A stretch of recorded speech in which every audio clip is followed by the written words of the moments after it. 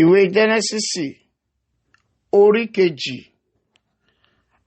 Bẹ́ẹ̀ ni a parí ọ̀run ayé àti gbogbo ogun wọn. Ní ijọ́ keje Ọlọ́run sì parí iṣẹ́ rẹ̀ tí ó ń ṣe.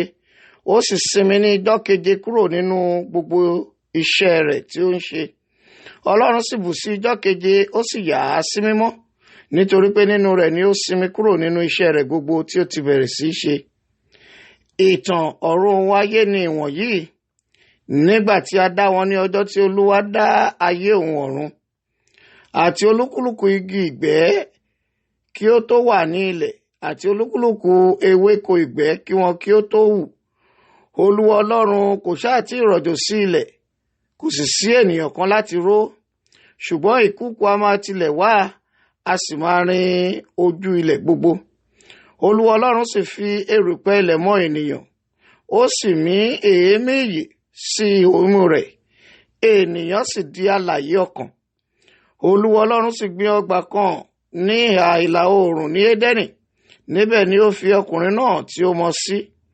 Láti inú ilẹ̀ ni Olúwa Ọlọ́run mú onírúurú igi hù jáde, tí ó dára ní wíwò, tí ó sì dára fún oúnjẹ. Igi ìyè pẹ̀lú láàrin ọgbà náà, àti igi ìmọ̀ rere àti búburú. Odò kan sì ti Édẹ́nì ṣàn wá láti rin ọgbà náà, láti ibẹ̀ ni ó gbé yà, ó sì di ipa orí mẹ́rin. Orúkọ èkíní ni Písónì, òun ni èyí tí ó yí gbogbo ilẹ̀ Háfílà ká níbi tí wúrà wà. Orúkọ wúrà ilẹ̀ náà sì dára, níbẹ̀ ni bẹ́dẹ́líọ́mù òjíá wà àti òkúta óníkì. Orúkọ odò kejì sì ni Gíhónì, òun náà ni èyí tí ó yí gbogbo ilẹ̀ Kúṣì ká, àti orúkọ odò kẹta ni Hídékẹ́lì, òun ni èyí tí ó ṣàn lọ sí ìhà ìlà oòrùn Asiria, àti odò kẹrin ni Yúfúrétì. Olúwa Ọlọ́run sì mú ọkùnrin náà, ó sì fi sínú ọgbà Édẹ́nì láti máa ró àti láti máa ṣọ́.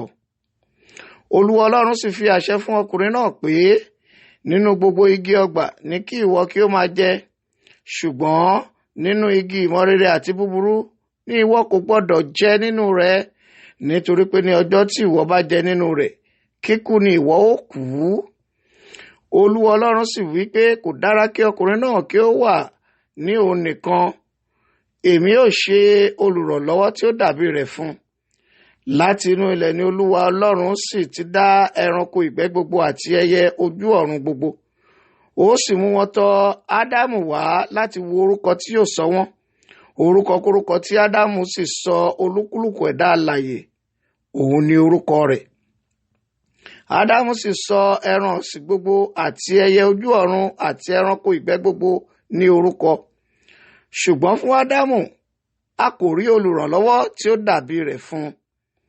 Olúwa Ọlọ́run sì mú orun ìjìká kún Ádámù, ó sì sùn, ó sì yọ ọ̀kan nínú egungun ìhà rẹ̀, ó sì fi ẹran dí ipò rẹ̀. Olúwa Ọlọ́run sì fi egungun ìhà tí ó mú ní ìhà ọkùnrin náà mọ́ obìnrin, ó sì mú tọ̀ ọkùnrin náà wá. Ádámù sì wí pé, èyí yìí ni egungun nínú egungun mi, àti ẹran ara nínú ẹran ara mi.